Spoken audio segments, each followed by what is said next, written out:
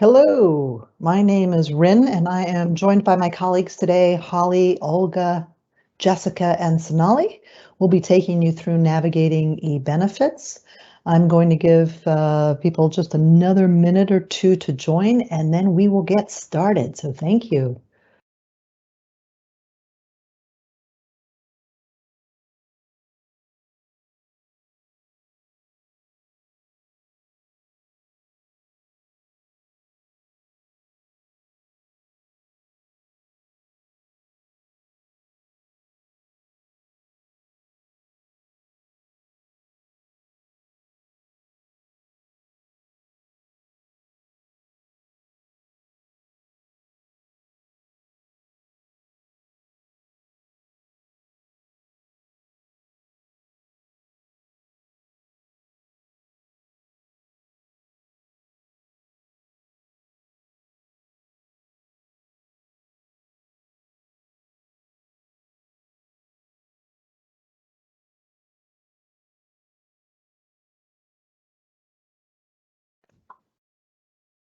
Again, thank you for joining today. We're just giving people who are still logging in to the webinar another minute to join us, and then we will get underway with navigating eBenefits.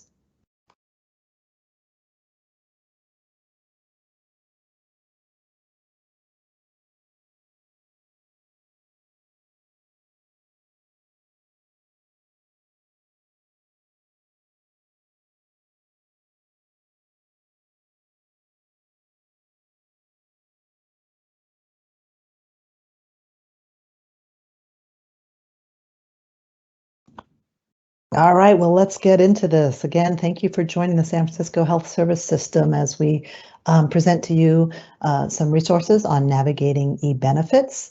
My name is Rin, and I'm joined by Sonali, Olga, Holly, and Jessica as we help you with today's training. Our goals for the training today is that you will be able to make your open enrollment elections online. And just so you know, everything you learned today about navigating through eBenefits will also prepare you if you ever need to submit a qualifying life event, such as birth of a child or marriage, or if your spouse loses their health care coverage. And so once you've learned eBenefits, you'll be able to use it for more than just open enrollment. The other item you can do is review your current benefit elections. Some information for you on how this particular training will work. This is a Teams live event, and you are all muted for the entire presentation. However, you can participate using the live event Q&A. At the top, you should see a little question icon with a little call out. And if you click on that, it will expand the dialog box where you can type in your questions, and my colleagues will help get them answered. And some of those questions we'll go ahead and put out on the air for everybody. If you do have questions, we certainly ask that you don't provide any personally identifiable information, these days of cybersecurity and HIPAA compliance. So don't give us your login IDs or passwords or anything like that. If you have more complex questions, we would encourage you to call our member services number and speak with one of our analysts who can help you with more complex, detailed information. So the way this training will also proceed is we're going to hopefully flip around a little bit, and I'm going to take us through a test environment to show you how to navigate eBenefits. There is this training assumes that you are already registered, which if you work for the City and County of San Francisco or the Superior Court, you already have your login ID and your password. If you're joining us today and you are a retiree, or you work for the San Francisco Unified School District or the Community College District, and you have never set up your account, you do have to go through a one-time registration activity that is out of scope for this webinar today, but you'll find, and we can show you and put in the chat where you can find information about how to register your account. And in fact, we've been holding webinars that tell you how to do that as well. And the next webinar we have on registering your account will be October 18th. When you are using eBenefits, it is based on a web browser. You can do that from your phone, from your tablet, from your computer, whether it's a Mac or Windows-based machine. But it saves some of your information. So sometimes if you see some glitchy behavior, it's because it may have saved information from a previous session. So you might end up needing to do things like clearing your cache or enable pop-ups or cross-site tracking. All these items we have on our sfhss.org/ebenefits in the reference section that tell you how to do those things. And we also have these other links, which so you don't have to type them all in. My colleagues are putting those in the chat for you. So let's get underway, shall we? So again, this is a test environment. This is the login page, but if you're looking at that URL, that's going to be slightly different from our links that we give you on where to go. But you're going to put in your DSW number and then your password. Nope, that's not my password. Lucky that one's my password. And of course, we have multi-factor authentication. This account is set up to use secret questions. So I'm being challenged for that question and I'm going to verify. It's a second level of security check. Again, because I said this was a test environment, you're seeing things that say development and test. Where you're doing it real world, it'll just say SF Employee Portal. And that's the tile you're going to look for on your My Apps dashboard. So when you click on that tile, the employee portal page will load. Let me make my browser a little bit bigger for you. And so just so you know, my screen might look different from your screen, and that's because I'm an employee of the city and county, and so I do a lot of other things with my job here. So I get more buttons and whistles and bells and all that. Also, you may not see all the same tabs here. My payroll comes through the city and county, but if you're being paid by the school district or the community college district, or you're not receiving pay at all because you're retired, you may not see something like My Pay. So don't be alarmed if these look different. You're not reporting payroll. I have to report my payroll. But what you should see at least is something called My Benefits. And this is what we call a slide out. So when I click the button, things slide out. I click the button again, it slides back in. But this is where you can always come to see what are your current elections. And again, you may not have as many choices here. For example, you may not see dental if we do not administer that for you. If you're not, you may not see the VDT, the life, or the FSAs, and that's okay. But you should at least see the benefits that we do administer for you, and it'll just show you your current enrollment in terms of the plan and the coverage level. Now, I want you to know what you get on My Benefits is always current, meaning as of today. So as we go through open enrollment, what you're doing is making your elections for the 2022 plan year. Those elections don't begin until January 1, 2022. So if you were to click on My Benefits and think, hey, that's not what I chose for next year, you're right, it's not. This is always just your current enrollment. But come January 1, you would see what your elections are for next year. As we go through the eBenefits navigation, you'll see where you can get a confirmation of the elections you will be making through the month of October. And then, of course, we always send out confirmation letters to you, which arrive somewhere around Thanksgiving to that first part of December. So that's the top part of the employee portal. On the lower part here, there's an alerts tab. And again, your screen and my screen might look slightly different. But we have this health benefits open enrollment alert. That's one way for you to get into eBenefits. I'm quickly going to show you another way, which is on the My Links tab and then Employee Links. And yes, some of you may not be employed, you may be retired. It'll still just say Employee Links. And again, you may not have all these links, but you will have an eBenefits section. Holly, go ahead, please. Thank you, Rin. We did have someone, congratulations, who just retired, and they Yay. were looking in and seeing, can they still use their previous login to get to this portal page? Yes and no. Ooh, that's such a great question. Yeah, it will still be your same ID, but when you retire, you actually get terminated in the system, and then the retiree record gets sort of hired into the system.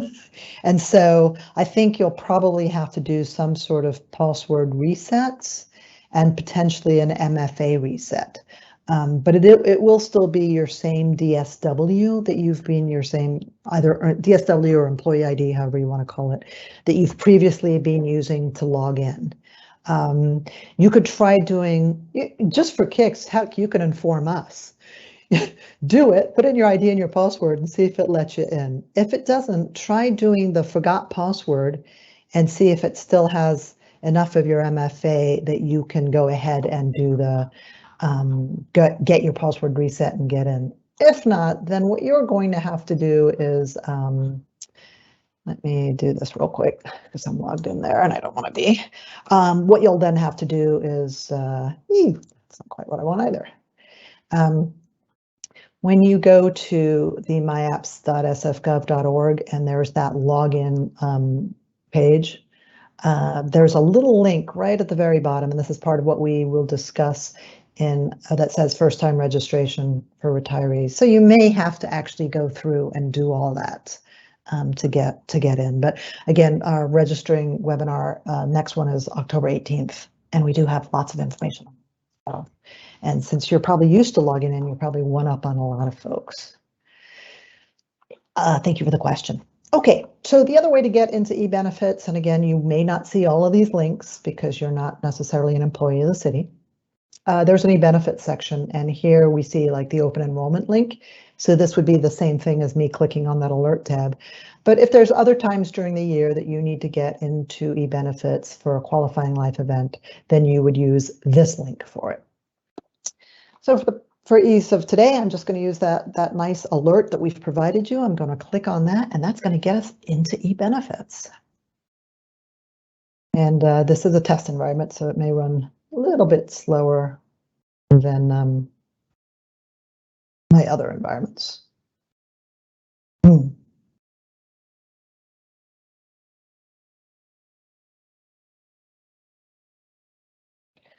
Okay, interesting. Thought I had reset all that. Okay, well, they like to have things throw you a little bit. When you first log into eBenefits, this is the view, and let me see if I can make that any bigger and if that's helpful for people. There we go. These up here are what we call breadcrumbs. And so normally when you first come in the first time, none of these will be green, but I logged in previously apparently, and so that's why it thinks I've already done these steps. But it's a visual cue to help you see where you are in the process. You can actually also use these to navigate. They're clickable, so if you get to this stage and you're like, wait a minute, I want to go back and look at my dependents, you can always do that. When you first come in, it will show you a list of dependents that you currently have. And so there's a view of mine.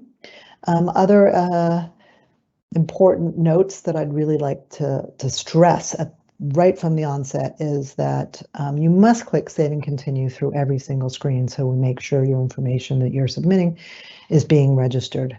If there is some incorrect information, you can edit an existing dependent. You're not always able to edit every field, and some of those you may have to contact the health service system. If there's a dependent you would like to add to your coverage in 2022 that you've never had on your coverage before, then you just click on the Add a New Dependent button, and this will pop open. Again, it's a little bit slow today. Murphy's Law, right? And we want to do this. And then you're required to put in various information for your dependents. So, you would type in first. The fields that have a little asterisk, those are required. So you'll see first name and last name are required, but a middle name is not. Likewise, a date of birth and gender is required, or the relationship to the employee, and I'm going to talk about that in just a moment. Social Security number, we don't have it as a required field because you may have a newborn who you don't yet have a Social Security number for, but depending on that date of birth, that Social Security number is required before we can add that dependent to your enrollment. And so that's why our analysts take the information you provide to us and they're validating various information. Not to mention, I think but if you're adding a new dependent, we do need that supporting documentation. So at the end of this, we'll take you through how do you upload a document that's that supporting document we need. And let me just say that here's the type of documents that we normally take for adding a dependent. For example, if it's a new spouse, we would need a marriage certificate, or if it's your domestic partner, you need domestic partner certification. Of course, if it's a new child, then we've got birth or adoption certificates. So those are the frequent ones that we need to get from you. All right, so after I've continued to enter in the information for my dependent, let's talk about this relationship to employee. Boy, you might think to yourself, there's an awful lot of relationships there. I've got grandparent and grandchild and great-grandparent and in-laws and neighbors. Well, and ex-spouses for your divorced spouses and things like that. Just because you can add any of these relationships does not mean those individuals are benefit eligible. And that's because we also have life insurance, and maybe you're designating somebody else as your beneficiary for life insurance.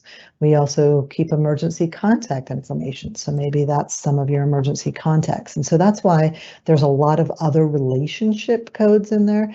But if you add somebody and you use a relationship type that is somebody who is not benefit eligible under the health service system rules, such as a parent or a grandparent or an in-law, when you get to your medical enrollment and you try to add them, they won't appear under your medical enrollment options.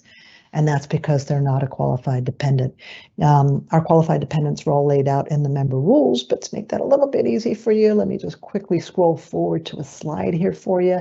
And here you can see what are the relationship types that are allowed for dependents to be benefit eligible. Children, a domestic partner adult, domestic partner child, another child, which would be a court-ordered type of coverage for a child only. And then we have other IRS for other IRS non-dep adult or non-dependent child. And those are really domestic partners again, but they qualify for tax-favored status. And if you have any questions about these relationship types, you can also contact our member services and they can help you. But those are those 6 relationships types that are the 6 that are eligible for healthcare coverage. So make sure when you're adding your dependent, you're selecting the correct relationship type. And also make sure that at the end you provide the correct supporting documentation that proves to us that that dependent is in fact that relationship to you. And then once you're done filling in all this information, and date of birth, you can even use the little calendar, it pops out. So that's what you do with that, and make that go back away by clicking it again. Make sure you click the save button and you'll save, and then you'll be able to close out. So that's how you would add a dependent. And after you've done that, then your dependent would show up here in this list. I did not add a dependent today. So you would have then seen the name of the dependent that you've added. I'm going to go ahead and save and continue. And then we get to this required response screen. And it's showing some of your own personal information, which you can edit. Now, when I say you can edit this information, it's a little limited. If you work for the city and county or the Superior Court, or if you are a retiree, you may edit your information. and you click the pencil next to the item that you want to edit, whether it was by the phone number or by the email address or by your home or mailing address. If you work for the Unified School District or the Community College San Francisco, your employers have requested that we disallow you being able to edit your address because they're the system of record as your employer. So you just need to contact your employer, either HR or benefits office, and they will process your address change, and then they send it over to us. So that's how we get that. But for the rest of you, if you were doing that, you would click on whatever my current one is, and then I would indicate change of as of when. I would input my new address information, just, writing over, whatever that is, if I'm at 1425 Market Street. And then, put in my city, state, zip. And then once I'm done with all that, I would click Save, which is in the top right-hand corner.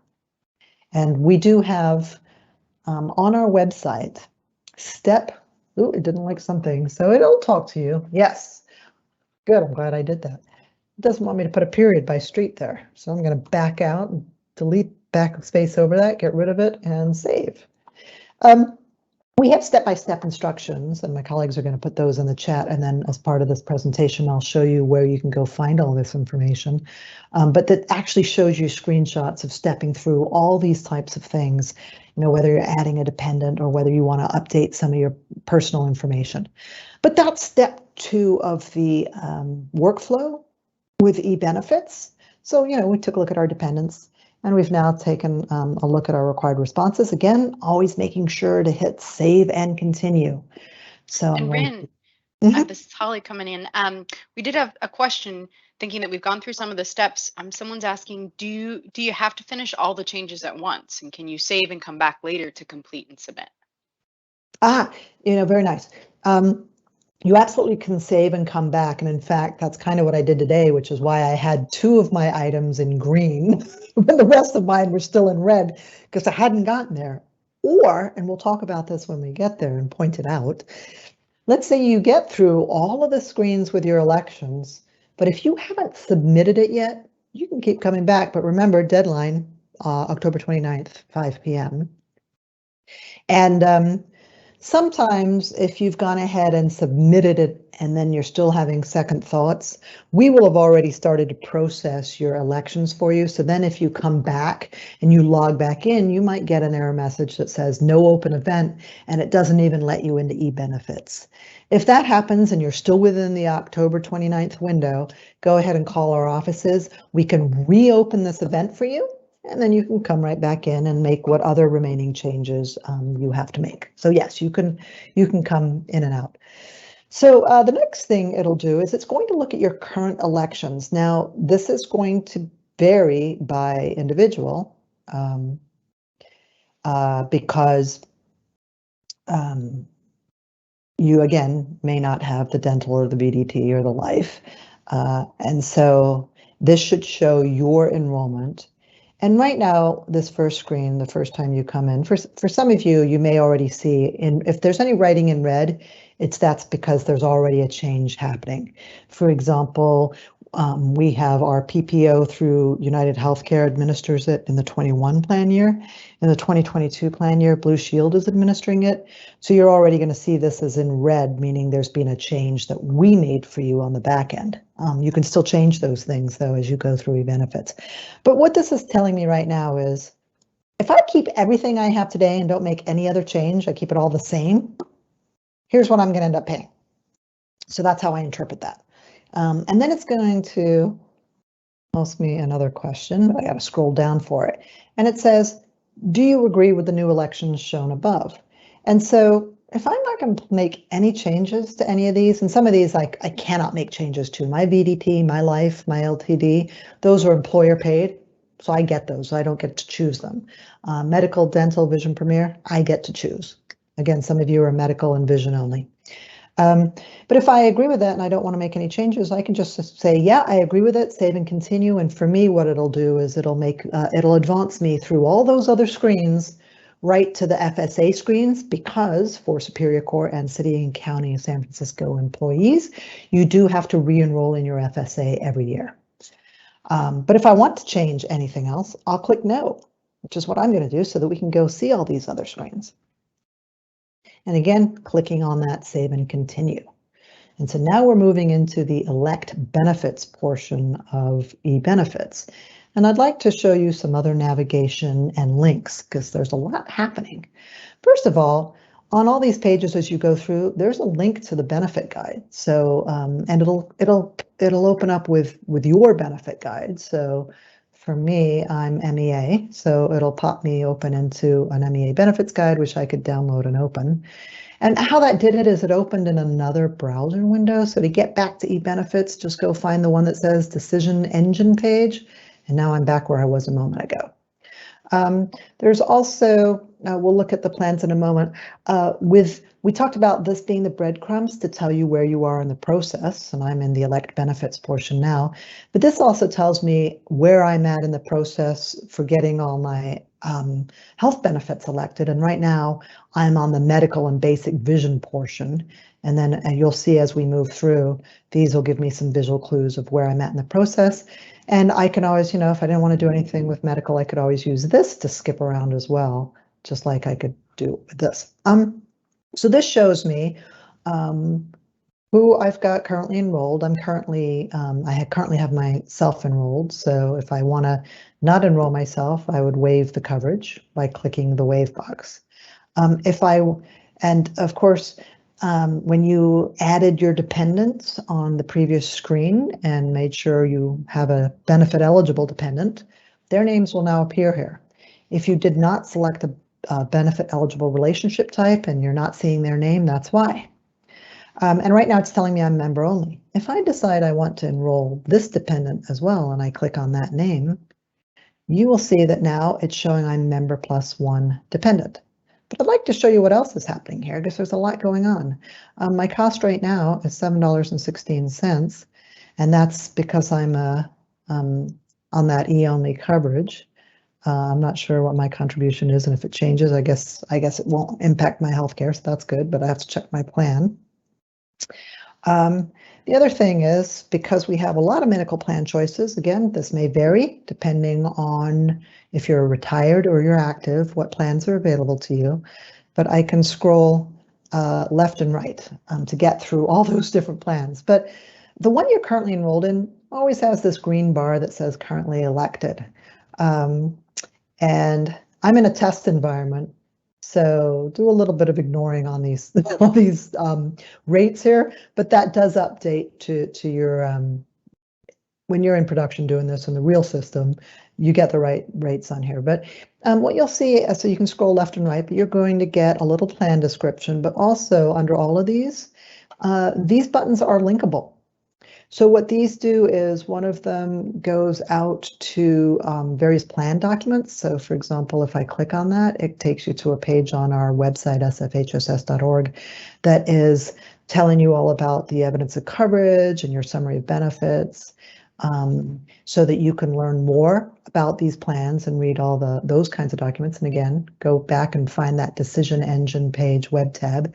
Then we also have links that take you out to each of those carriers, their own microsites, little websites they have that tell you about who they are and what if you want to research and find out more about what kind of doctors and services are available to me.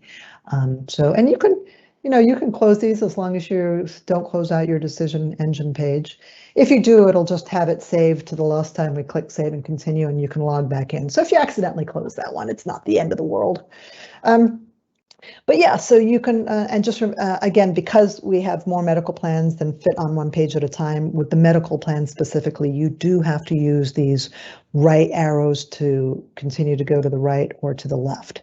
And so I can show you the difference here. What I'm going to do is I decided I do want to enroll my dependent this year into a member plus one coverage. Also, if I didn't add my dependent before and I realize, oh, wait, I do need to add a dependent, you can go and manage dependents from here again. And then to elect a plan, you have to click this top button that says elect this plan. If not, I would still be enrolling myself and my dependent in Kaiser, and that shows is currently elected. So I'm going to click HealthNet Canopy Care, and you see how that changed to green and currently elected. So that's my visual cue that I have now elected this particular plan. Again, I'm in a test environment, so my cost isn't updating because it thinks I'm in this negative thing, but here's some other things you could do here. I can always, on the different screens, click my shopping cart and click the down arrow to expand it, and it shows me, I haven't clicked save and continue yet, so it hasn't quite registered that change, but when we get to the next screen, you'll see that change. But I can monitor where I'm at with my costs and what I'm paying out of pocket as I go along. And so I'll close that back up. So again, that's just the open and close with the down arrow and the up arrow. So yeah, I feel pretty good about this election. This is what I want. So I scroll all the way to the bottom there, find that save and continue button. And so now when we get to that next screen, we'll show you, we're moving into dental if dental is applicable for you. Unified School District and community college employees, we do not administer your dental, so you will not have this choice. But you're going to see some visual cues here for you. First of all, with the elect benefits, I'm now started the process, so I'm in yellow. Also, specifically in electing benefits, I was working on the health portion of it versus the flexible spending account portion. And I have a check mark here now that tells me I've done the medical and vision, and I'm partway through doing health. And the yellow underlined bar tells me I'm in dental right now, and that's exactly true. And now that I did click save and continue on that previous screen, you'll notice my costs have updated. I'm no longer in the $7 land. I'm in the $106 land again. These are all kind of fake numbers because I'm in a test environment. So, but if I drop down here on this, you can see now I'm no longer Kaiser E only. I'm now enrolling in our new HealthNet Canopy Care. And I've decided to enroll my whole family in it. So that's how you see that changing. And again, here I'm dental, I'm member only. Same sort of things here. Benefit guide, if you want to go back to your benefit guide, you can do that. This was on the medical page too. It told me, what do I have, what did I have previously? So it's letting me know what I was enrolled in currently today, right now, 2021. Here we have 3 plans, so I don't have to left and right arrow through them. They all, for me on this particular size computer I'm working on, show me all of my things at one time. Again, I can read the product description. It's telling me this is currently elected. If I were to come up here and think, do I want to enroll my dependent in this to Member Plus One? You should have seen this change from $2.31 to $4.62. So, if you're deciding about enrolling your dependents, not only do we have rates for you in your guide materials that we mail to you in your open enrollment packet, but it'll also dynamically update online as you choose different levels of coverage as to what your costs will be in terms of your contribution to the premium. I'm pretty happy with my Delta Dental, so I'm going to stay with that and actually not make any changes. Same thing that we saw on the medical page. These are all linkable, and the ones that say the plan name, those take you to plan documents, so you can read all of the coverage details. And if you want to find out more about providers and go to the provider website, you can click on those, and those just pop open in other browser windows. Since I'm not making any changes to my dental, I'm going to save and continue.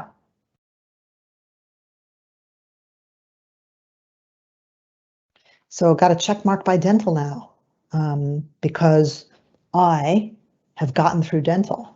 And some of you might be seeing this little window here that says the Vision Premier coverage has been modified to match your medical coverage. Please click the Save and Continue button to save those changes.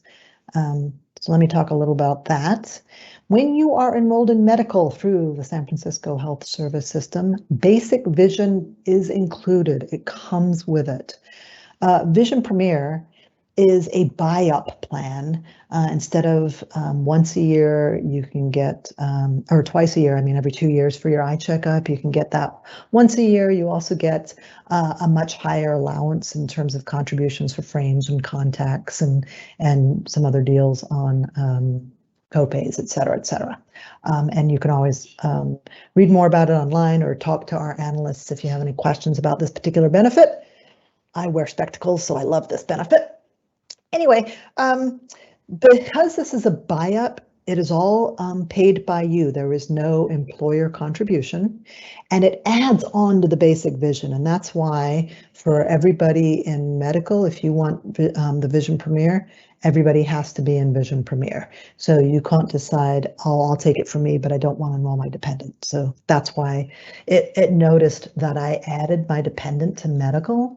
And so it's now adding my dependent to Vision Premier as well. And it's not giving me an option to, these are grayed out. I can't decide, oh, just me and not my dependent. So that's why you see that happening with the Vision Premier. That's how it is administered. And if you were previously waived, and that's what waive looks like, by the way, you got the little wave thing. But if I want to not waive, if you were previously waived and you're coming into this now and you decide now you want to enroll, what you'll notice is this is not elected. It's blue. It's saying elect this plan. And that's because normally there is more than one plan to choose from. So we cannot just auto say this is the plan you want, even though there's only one Vision Premier plan. You do still have to actually click on that to say elect the plan, and then it'll turn green and show that you're currently elected. Now, I know some retirees on the medical side, you may be Medicare with non-Medicare dependents, and so you may end up with 2 medical screens that you have to go through, and that's because you have an option of where your non-Medicare dependents go. If you're a Medicare individual going in Kaiser, then you and all of your dependents, Medicare or non, will be in Kaiser. If, however, you decide to be in the United Healthcare Medicare Advantage PPO, your non-Medicare dependents have the option in being in either of the 2 Blue Shield HMO plans, which are Trio or Access Plus, or you can keep them in the UHC PPO with you. If you want them in the UHC PPO, then just where you register and select the UHCMA PPO, just enroll as member plus 1 or whichever dependents you want, select those. And we know behind the scenes, you're all with UHC and how to split that up. If, however, you want them in a Blue Shield plan, that's when you will see on another screen the other options available to you. All right. Hey, Rin, this is Jessica. We have a member question. Can you show us how to remove a dependent using eBenefits? Absolutely. Thank you for that. Thank you for that question. I'm going to save and continue here real quick to save my vision choice, but then we'll show you how you can just navigate around and do as you will. All right. So so it gave me a check mark on the health because we finished all the health stuff and now it's moving me to my flexible spending account, but I want to go back to health. So I'm just going to click on health again. And so that's a nice, convenient, easy way to navigate around. And here we are with my medical plan. And so if this is who I had enrolled before was this dependent and I don't want it, I just click the checkbox to deselect. And now it's just showing me as member only. Now, if it's myself and my whole family I don't want in it anymore, you notice I can't click the checkbox by my own name. And that's because then what you're doing is you're saying, I want to waive this coverage. So you would click that checkbox and now you see I'm deselected here as well. So for dependents, it's just either checking, selecting or deselecting the checkbox by their name. If it's you don't want yourself in the coverage as well, you elect to waive coverage. Thank you so much, Jessica, and thank you for putting that question to us. I don't feel like stepping back through all of these again because we did them. We've got our check marks. I know I'm not making any changes, so I can navigate this way. I'm just going to click on flexible spending accounts. Again, you may not have flexible spending accounts as an option. You may have only had medical, and once you got done through medical, then you're at review and submit. So bear with us because we're about to get there. Everybody eventually gets to review and submit. And you may have had the medical, you may have had the dental screens, but you may not have these flexible spending account screens. So hold on. City College, Unified School District, you do have flexible spending accounts. We do not administer those for you.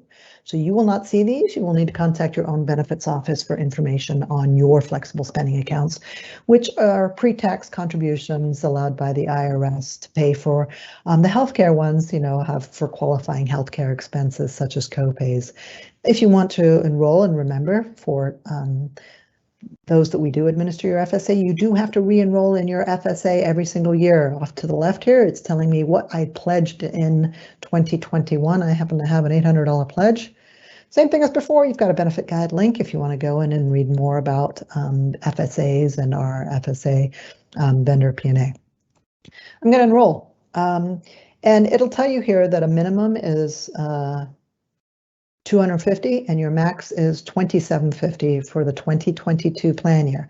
So if I try to enroll in $3,000, I'm going to get sorry, $30,000. Whew, that sure wouldn't leave me much in my paycheck. But anyway, I'm over the allowed amount, so it's just telling me I did something wrong here, and I'm outside of either the min or max. So really, what I want next year is $500. So I'm going to put in 500. And here we do have links. It's a little different than what you saw on the other pages. You can click here to go to our plan administrator, which is P&A, or if you want more information about what are flexible spending accounts. Again, this popped open in another browser window, and this brings you to our website. You've got videos there to talk about FSA expenses. And then when you're done reading up and learning about how you might be able to use your FSA, you can just go back to your tab that says Healthcare FSA and use that information you've learned to do that. Again, save and continue, always very important. And back to that question from earlier, if you're out of time and you want to go away, you can log out. Come back later today, come back tomorrow, come back before 5 p.m. October 29th and log in, and then you can pick up where you left off. So yeah, you don't have to do this all in one sitting. We also have the dependent care flexible spending account. Same thing, if you'd like to enroll, check the checkbox and enter the dollar amount, which has to be between $250 and $5,000. If you accidentally click that and you're like, oh wait, I don't want to enroll, you can just deselect the checkbox. I am not enrolling. My previous status was waived, and I'm going to remain waived. So I'm just going to click Save and Continue. And now we're going to get to a screen that everybody's going to have, and that's our review and submit. Of course, what you're reviewing may be different because you may not have had all the same choices to make that I had to make, but this is essentially telling me what I have. And let me show you how to read this so that you understand it. First, it's showing me my medical, and it's showing me I chose Health Net Canopy Care. I'm member plus one dependent, and it's showing me what dependent I have enrolled. And see that Y right there, covered Y, that's very important. Because if we look at our dental, you'll notice I'm dental, member only. But here, even though it lists my possible dependents, you'll notice that there's an N there, meaning I don't have them enrolled. So if that's what was intended, you're good to go. If anything looks wrong where you thought, oh, I thought I was enrolling my dependent in dental, you can click that little pencil there and go right back to the dental page and then be like, oh, yeah, I absolutely needed to add my dependent in dental. I would click Save and Continue so that that change gets registered. You have to click the Save and Continue. And then once it saves, I can just, instead of having to step back through every screen again, I can go back to my review and submit by clicking this. And you'll notice, right, we've gone this far. We finished electing benefits, and now that one's solid green. And now I see, oh yeah, there's a Y. They're in. I've got member plus one. Good. Yep, that's everything I plan to do. And here's all my other benefits. And this shows me what it's going to look like out of my paychecks. And so now I can continue. I've reviewed all those choices I made. Now, there's legalese here. So when you click the submit button on this page, which you have to do, if you don't click submit, we are not getting your open enrollment elections, even though you just did all this other stuff. It's very important you click submit. But there's arbitration language, so read that. If you're with Kaiser, you're agreeing to arbitration language. If you selected the HealthNet Canopy Care, likewise, you are also agreeing to arbitration. The other language on this page is really that, you are agreeing to those deductions out of either your paycheck or your pension amount, and that's what this language says. And by clicking the submit button on this page, you are in fact saying you agree to those terms. If you're not comfortable with those terms, either the Kaiser arbitration language or the HealthNet arbitration language, then your only choice really is to go back and just select a different plan. So now my review and submit is green. You click submit. So now the San Francisco Health Service System just received your elections and is going to be starting to process them. A couple things on this page. Here's this enrollment completion. You want to click here to print. Now, even if you don't have a printer, still click here to print, because if you're on a phone, you might just save it as a PDF or even on your computer. That's a whole other soapbox about printers and printer ink, but it's rare that I can seem to print these days. So yes, if you have a printer, this would find your printer and you could select it from the drop down. I tend to save as PDF. This is probably a little hard to see, but it's telling you that, your name, the date that this will become active. It'll be for 1/1/2022. It's telling me here the date and time I submitted this. So I did it at 1:45 p.m. on October 14th, and all the elections. Do save this information. Because and I'm just going to save it somewhere on my computer, or your phone, or whichever device you're using. So my elections for 2022. That way, when you get the confirmation letter from us after Thanksgiving, if it looks like anything is incorrect, you'll have your confirmation of what you did to validate it. Now, please note, this is a confirmation of what you entered in eBenefits. We, however, still have to review your elections, and that's what this language down here says. For example, if you had a dependent you were adding to your benefits, if you did not provide us supporting documentation to authorize that your dependent is benefit eligible, then we may not process that part of your election. So it is still pending our review, but you do want to keep a confirmation. Now, if you did have that new dependent, here's where you go to upload the documentation. You click on that Upload Documents button. And then you say add attachment. And my subject's going to be birth certificate. Let's just say I just added my dependent, and you have to give it a subject. If you don't, you'll get like a little, if I do that, see that box turns red and I get some information that says the highlighted fields required. So I'm going to say it's, I'll click in that field and I'll just say birth certificate. You can be as detailed or as generic as you would like with that. Then I click this Add Attachment button. I'm going to choose my file, and you can do this as well on your cell phone or tablet, where it'll browse onto your device. So if it's a file or a picture you had taken of the document on your from your cell phone, go find where that picture is and then click on it. I'm just going to use this document that happens to be sitting here, and then when you click on it, you'll see its name there, and you'll click Upload. Then you'll see it's there, and then very important, I'm going to click Save. You must click Save, and again, we have step-by-steps on how to do all of this on our website, and I'm going to take you there in just another moment. Once it's saved, now it's there a lot because I do this test a lot, but anyway, you'll probably only have one document here. I do a lot of testing, but here's the one that we just did today, 10/14, 1:47 p.m. So you should see it in your list, and that gives you the confidence that that document has been uploaded. We do have it.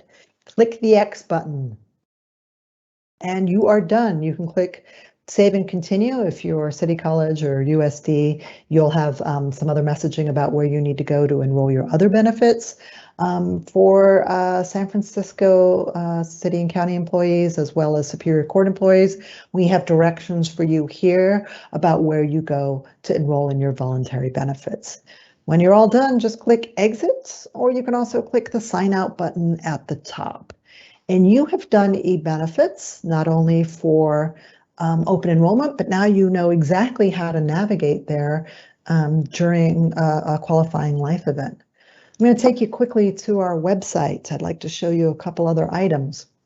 If you go to sfhss.org, Health Benefits Open Enrollment, you can click the picture, you can click Learn More. It'll take you to our OE page. And then there's on the left menu here, Enroll with eBenefits. When you get there, here, there's eBenefits is an easy and secure system that walks you through each step of the enrollment process. And when I click on that, it gets me to this URL, sfhss.org/eBenefits. That is probably being put in the chat window for you. If you know it and you remember it, just type that in and go right there. But at least you know how we got here. So I encourage you to visit this page because if you haven't registered before, here's where you got the step-by-step for registering, but we will have that webinar on October 18th. Also, here's the information. If you're doing it from a smartphone or tablet, you can see some screenshots and step-by-steps because it will look a little different than what we did today. As you keep scrolling down, you can take time at home to watch the video or to go through a document with screenshots of everything we have done, so you can see step by step. How do I do this? I forget what I saw in that webinar. Also, if you don't want to watch the whole video, but you're like, you know, the one part I really want to see again is how do I add a dependent? That I want to make sure I got that right. You can just click here and we'll only show you that snippet of the video so you can get right to the part that you want to learn more about. And then, of course, we do have some other resources in terms of how to change, how to print that statement. We did talk early on about clearing the cache. And so here's where you find information about how do you clear a cache. And then if you end up needing some more help, we've got some more information there. And I want to leave that now so we have some 10 minutes to answer questions that may be coming in. Hi, Rin, this is Holly. We've had quite a few questions come in, and it seems like a lot of our attendees have some specific benefits questions. So I'm just, maybe if we give another minute for anyone who has eBenefits questions to enter those into the chat, and then we can come back in just a moment.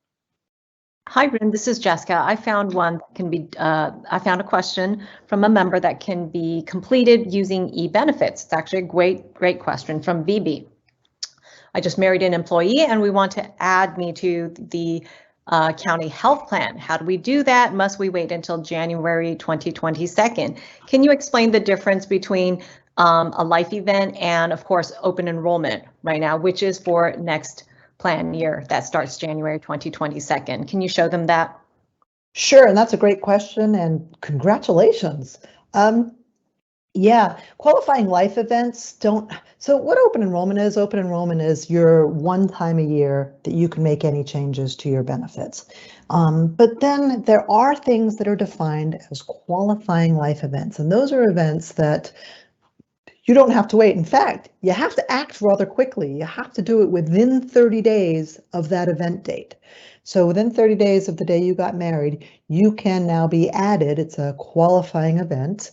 And there is information on our website about all sorts of things about qualifying life events. And I feel badly because I'm going to have to be, where is that? Might be under changing your benefits, but yes, changing your benefits. It'll tell you all sorts of things about what are types of qualifying life events where you don't have to wait, first of all, for October and then not have those benefits till January. If any of these events happens for you in your life, you can get benefits within 30 days. So for that kind of event, so you can come to this part of our website just to read more about it. But when you were in our, let me do this, let me sign out of this so I can sort of come back into it. So I can get to my portal page.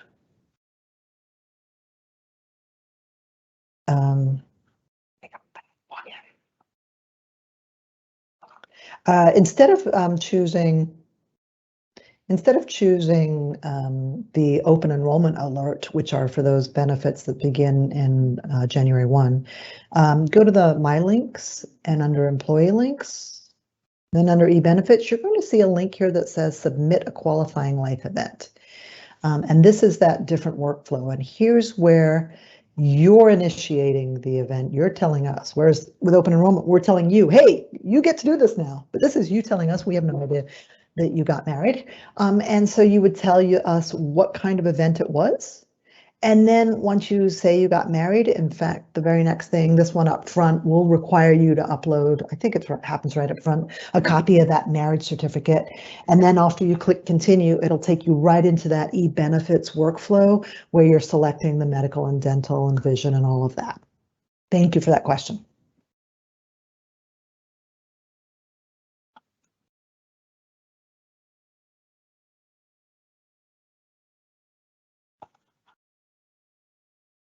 Yeah. And we've got about 5 more minutes. So any questions about using eBenefits? Again, we've got one more webinar on registering. If you have not yet registered your account and you're with USD, Unified School District, the community college, San Francisco, or if you're a retiree, the one-time only thing you have to do.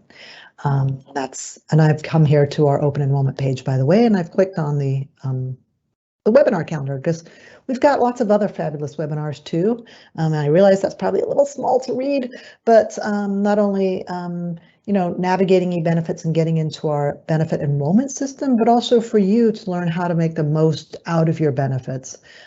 So learning more about your dental and vision, for example, or Medicare plans if you're a retiree. Still have webinars coming up on advanced care directives or managing serious illnesses, and general health plan overviews. So all that's still to come. Just remember, get into eBenefits before, submit your choices by 5 p.m. October 29th. Thanks, Rin. And we're just going to go and review some of the questions that are in the published column. And I see a few new questions just popped up as well. What is the last selection about COVID 2021? Yes, this was for active employees only. The IRS did approve some changes. One time only, you could do a one-time election this year for your dependent care FSA. A lot of people at home don't have the and so it allowed it up to 10,000, I think was the number, something like that. And it's only good for this plan year, and those dollars do not roll over. And so you're already in October. So you'd have to use those dollars by December 31st.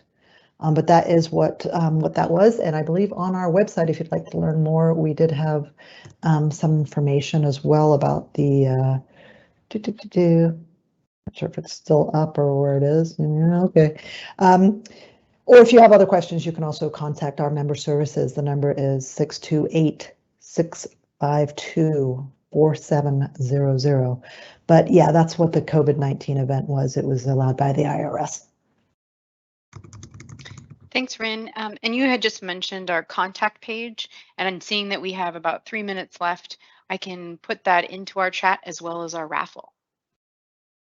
Ooh, thank you, Holly. We do have a raffle for attending today. Absolutely. Attend and submit your enrollment online. And Jessica has put together some really wonderful prizes.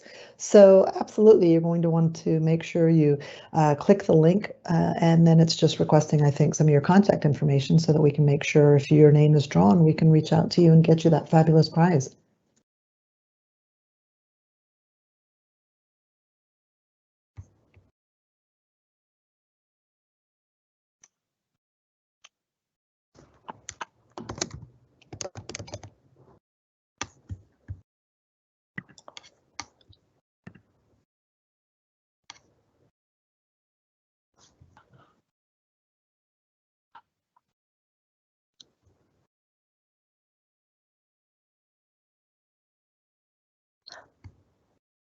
Rin, I'm not sure if you would understand this question more than me. Do they not make any contributions to plans for per diem employees That's a new term that I'm not familiar with, per diem employees. Yes, that's correct. Those are our nurses. We have two types of nurse codes out there. The per diem employees, based on the MOU, do not have any employer contribution.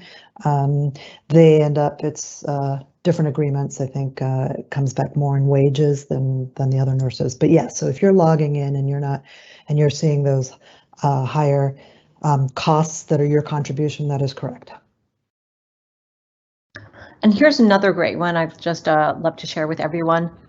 Can you change any coverage before October 29th, 2021? If you change your mind, let's say for the FSA amount from $500 to $1,000 after you've already reviewed and submitted? Yes, thank you again for that question. Absolutely. You have till October 29th, 5 p.m. So if you log back in and you try to get into eBenefits again because you've decided, yet I want to change it once more, you might get a message that says no open event.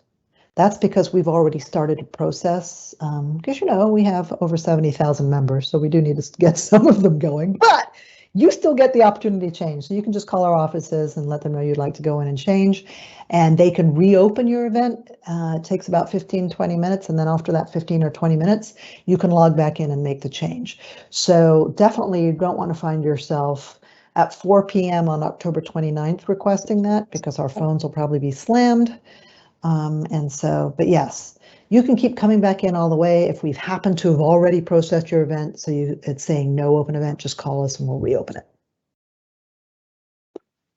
Great, thanks, Rin, and we are at time. Great, thank you very much for joining today.